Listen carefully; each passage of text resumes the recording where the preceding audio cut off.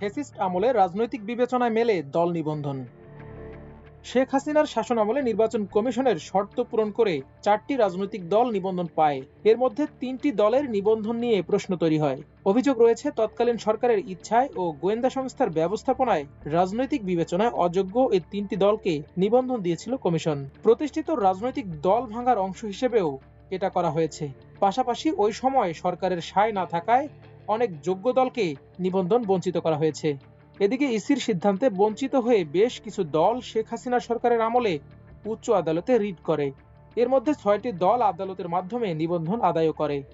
আবার কিছু দল ফ্যাসিস্ট সরকারের আমলে ইসির সিদ্ধান্তের বিরুদ্ধে উচ্চ আদালতে গেলেও ওই সময়ে তাদের ইতিবাচক ফল মেলেনি। জাতীয় ঐকমত্য তৈরিতে সব দলের সঙ্গে বসবে বিএনপি। আগামী ডিসেম্বরের মধ্যে নির্বাচন অনুষ্ঠানের বিষয়ে জাতীয় ঐকমত্য তৈরির জন্য দেশের সব রাজনৈতিক দলের সঙ্গে মতবিনিময় করার সিদ্ধান্ত নিয়েছে বাংলাদেশ জাতীয়তাবাদী দল বিএনপি। এক্ষেত্রে জামায়াত সহ ডান বাম সব রাজনৈতিক দলের মতামত নিয়ে পরবর্তী কর্মকৌশল নির্ধারণ করবে দলটি।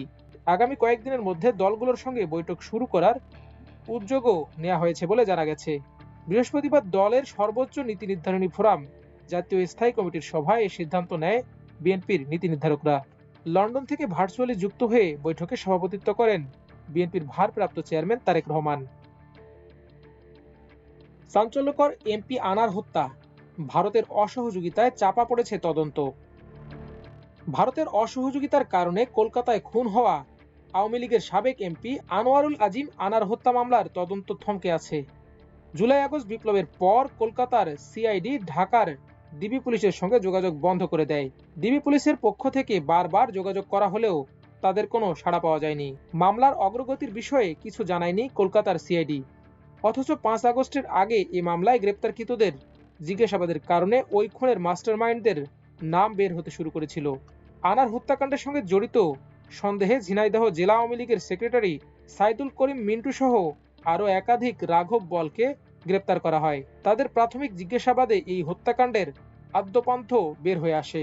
2024 সালের 13 মে কলকাতার একটি ফ্ল্যাটে খুন হন ঝিনাইদহ 4 আসনের সংসদ সদস্য আনোয়ারুল আজিম।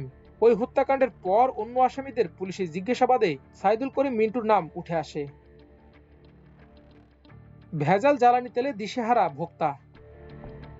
ভেজাল জ্বালানি তেলে সয়লাভ সারা দেশ, কিন্তু অজ্ঞাত কারণে নীরব ভূমিকা পালন করছে বিপিসি ও খনিজ সম্পদ মন্ত্রণালয়।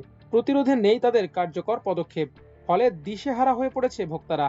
বিশেষজ্ঞরা বলছেন ভেজাল তেলে ক্ষতিগ্রস্ত হচ্ছেন গাড়ির চালকরা। এতে হাজার হাজার গাড়ি নষ্ট হচ্ছে।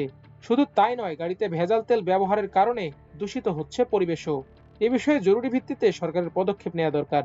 জ্বালানি বিভাগের সংশ্লিষ্ট এক কর্মকর্তা বলেন, দেশের পেট্রোল পাম্পগুলোতে ভেজাল তেল বিক্রির অভিযোগ দীর্ঘদিনের। এসব পাম্প থেকে তেলও কম দেওয়ার অভিযোগ রয়েছে।